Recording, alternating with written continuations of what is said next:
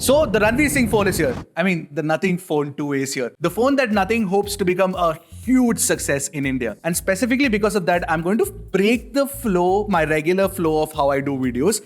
And I'm going to reveal the price first. The 8 128GB is priced at 23,999. The 8 256GB is 25,999 and 12 256 is 27,999. Now, evidently, Nothing has gotten the price right. And at this price, Nothing is clearly going for the juggler here. And now I feel that Xiaomi, Realme, OnePlus, Samsung, Motorola, who all operate in this price segment, have to contend with one more serious competitor in the Indian market. Now, the pricing and intent of Nothing, while it is right with the Nothing Phone 2A, it would all be pointless if the phone or the product itself is not good.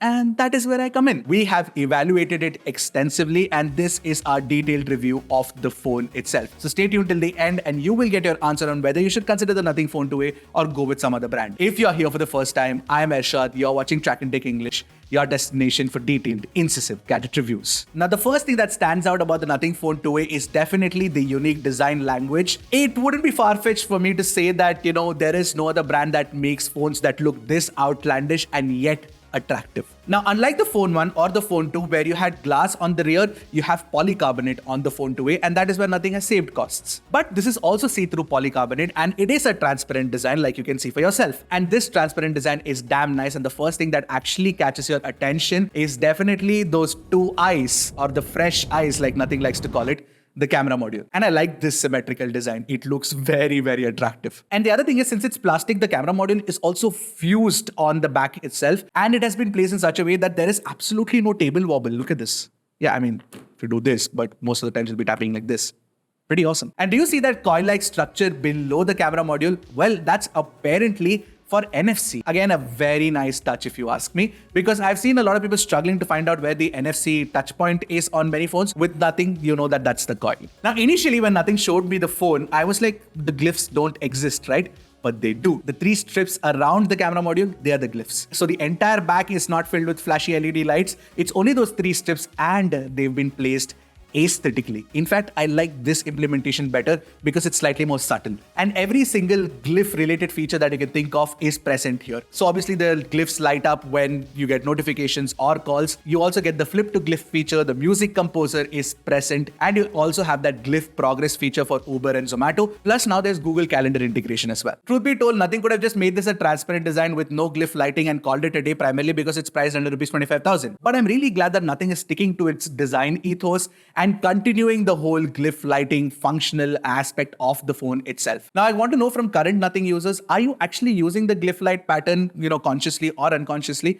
I'd love to know your thoughts in the comment section below. Now, if you've noticed one thing, I've only been talking about the top half. There's a bottom half as well below the split. And that bottom half is non-functional, of course. But you've still got that Massimo Vinelli's New York subway inspired, organized chaos design, below which lies all the electronics like, the USB, the speaker grill, the chip, all of that. Now, like the back is made of polycarbonate, even the side, the frame is also made of polycarbonate, and it's got a different texture. It's of course slightly rough, a little bit like sandpaper, but the in-hand feel is good because it's actually ergonomically very well designed. And the weight of the phone, despite using a 5000 mAh battery, is about 188 grams, which is good. The last time I was actually excited about a polycarbonate phone was when the Nokia Lumia phones used to launch. And now with the Nothing Phone 2A, I think they've done polycarbonate right. I like it, especially if it can help keep the phone light and help save costs, especially in this price category. I'm okay with it. Are you guys okay with it or not? Or do you really care about metal and glass? Let me know in the comment section below. As for the rest of the ports and buttons, you get the power button on the right, the volume buttons on the left. You've got, the mic at the top. At the bottom, there is a USB Type-C 2.0 port. Right next to it is a SIM card tray that accepts 2 nano SIM cards. You get dual SIM card support. And you've got a mic. And apart from that, you've also got the speaker grill. Now, this speaker grill works in conjunction with the earpiece to, work in stereo speaker setup. Finally, the Nothing Phone 2A also has IP54 rating, which makes it water resistant. Overall, I'm very happy with the design choices that Nothing has made with the Nothing Phone 2A. But yes, I must mention this, the Phone 1 and the Phone 2 had wireless charging support. The Phone 2A does not. Another feature that I think is a good compromise to make, considering that, Nothing had to cut costs. Now, the display on the Nothing Phone 2A is a 6.7-inch Full HD Plus AMOLED panel, and it's a flat panel. And you get a refresh rate of 120Hz, and it's an adaptive refresh rate, so 30Hz to 120Hz.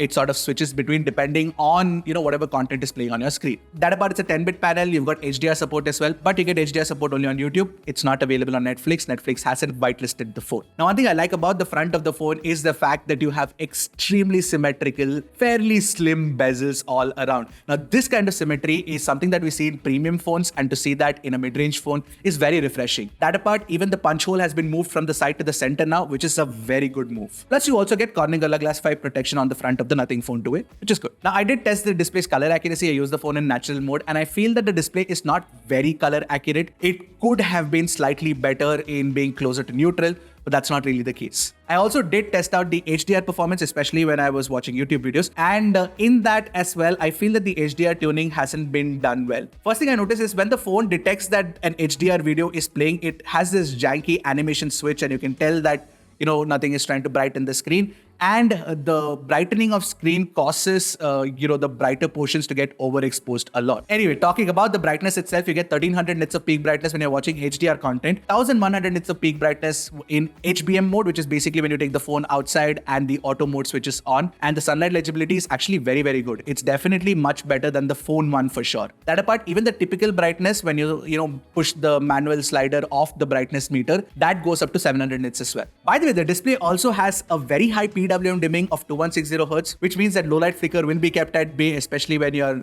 using your phone at low brightness and high refresh rate. The haptic feedback with the linear X-axis motor, while it is not the best, I've experienced better with O haptics on Realme phones, but this is still very, very good. You also do get an in-display fingerprint scanner, considering this is an AMOLED panel, and the in-display fingerprint scanner is very fast to unlock. It's very smooth, and the animation looks pretty good too. Only thing is, it should have been placed slightly higher, but it works, so I'll take it. Now, the stereo speakers also do sound pretty good.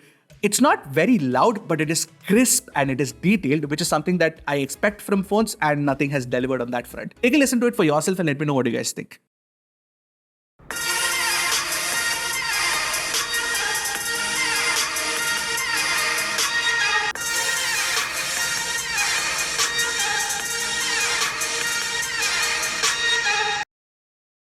So overall, with the display and multimedia experience, HDR support on Netflix would have been something that I would have preferred, but still, this is fairly good for the price category, I would say. Alright, now let's talk about the chip, the system on chip. And you get a MediaTek Dimensity 7200 Pro inside the Nothing Phone 2A. Now, this Dimensity 7200 Pro is not too different from the Dimensity 7200 or the 7200 Ultra inside the Redmi Note 13 Pro Plus. It's just a naming convention, but Nothing says that it's working in partnership with MediaTek to ensure that the Dimensity 7200 Pro is exclusive to the Nothing Phone 2A. Anyway, I'll talk about the performance, and that should give you a fair idea of, how the phone itself performs. By the way, the reasoning that Nothing gave for not going with Qualcomm instead of MediaTek is that apparently the Snapdragon 782 and the 7S Gen 2 were not as powerful as the Dimensity 7200 Pro, and I kind of agree. Anyway, talking about the performance itself, the 7200 Pro in Antutu scored about 6.9 lakh. It's slightly lower than what the 7200 Ultra achieved on the Redmi Note 13 Pro Plus. We also tested Geekbench, and we got fairly decent scores, and the scores were almost, neck to neck with the Redmi Note 13 Pro Plus as well. But where the Nothing Phone 2A actually loses out to the Redmi Note 13 Pro Plus is in the UFS storage speed. Basically, you get UFS 2.2, not UFS 3.1, which is available on the Redmi Note 13 Pro Plus, and with the Redmi Note 13 Pro Plus, you actually get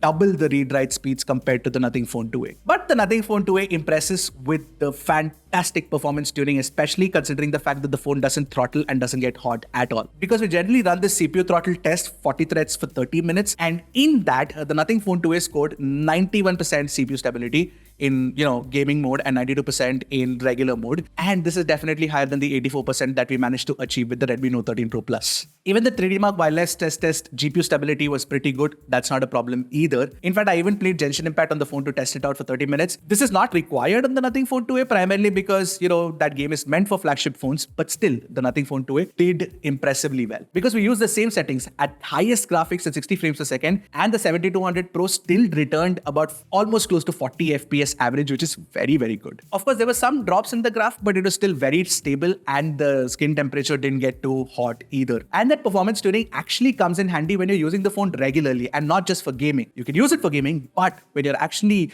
using the operating system, the UI, the animations, all of that is tuned so well. Nothing OS 2.5 plus this hardware works exceptionally well. Of course, you get 120Hz refresh rate, but you also get 240Hz touch sampling rate, and the touch response is very good. And in this price range, such finesse of animations is something that I haven't seen at all, which is fantastic. Now, talking about the radios inside the Nothing Phone 2a, you get support for 13 5G bands. You also get support for NFC, like I mentioned. You get support for Wi-Fi 6. You also get support for Bluetooth 5.3. I tried out Airtel and Jio on the phone, and it works fairly well. The speeds that you expect from a 5G network, you get that on the Nothing Phone 2a. That apart, you also do get great call quality. I have no qualms over there whatsoever. Now, the battery life on the Nothing Phone 2a has been good in our testing as well. So you get a 5000 mAh battery and you get 45 watt fast charging support as well. Now, with the 5000 mAh battery, I could clock 8 hours of screen on time on heavy usage. So you can expect about 9 to 10 hours and 2 days of battery life easy. And with a compatible 45 watt charger, we got a charging time from 0 to 100%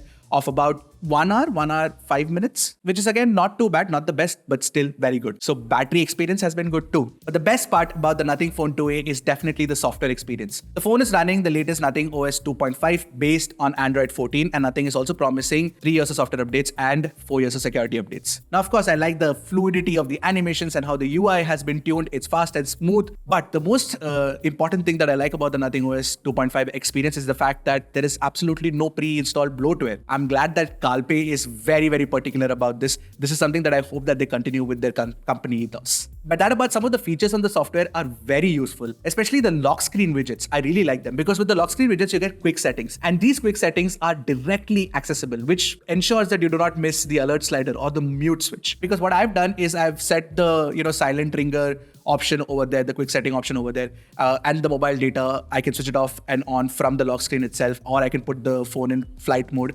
Very useful stuff, really. And the design language of the software, of course, is the dot matrix pattern, and all the widgets can be resized to different sizes. Plus, you get enlarged folders. Very well done, Nothing. So this is one of the cleanest software experiences that you can get in this price range, apart from, of course, Motorola as well. And because of the software experience alone, I can easily recommend it to, older folks like parents and grandparents, primarily because what happens when I buy a Redmi phone or a Vivo phone is that I have to switch off the bloatware. I have to ensure that notifications don't come in.